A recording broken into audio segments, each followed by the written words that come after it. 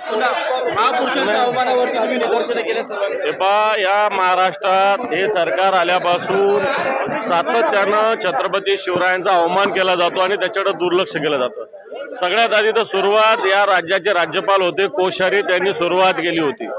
आता ज्या पद्धतीनं कोरटकरांनी इंद्रजित सावंतांना फोन करून छत्रपती शिवरायाविषयीचं जे वक्तव्य वापरलं अतिशय निषेधार्ह आहे। राहुल सोलापूरकरांनी छत्रपती शिवरायांच्या विषयी जे आग्र्याची सुटका असेल त्याच्याविषयी जे वक्तव्य केलं हे हा छत्रपती शिवरायांच्या पराक्रमाचा अपमान आहे। आणि अशा प्रकारे एकीकडे अबू आझमीचा निषेध हे सत्ताधारी करतात, तो आम्हीही केलेला आहे।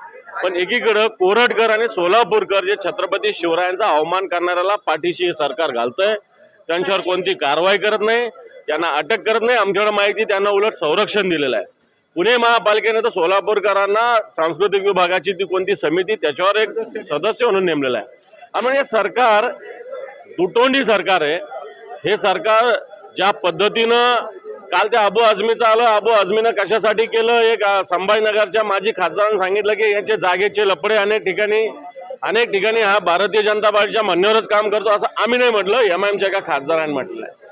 आणि म्हणून हे सरकार दुटप्पी आहे, कोरटकरांवर कारवाई करत नाही, सोलापूरकरांवर कारवाई करत नाही। याचाच अर्थ छत्रपतीचा अवमान करण्यासाठी मूक संमती या सरकारची आहे।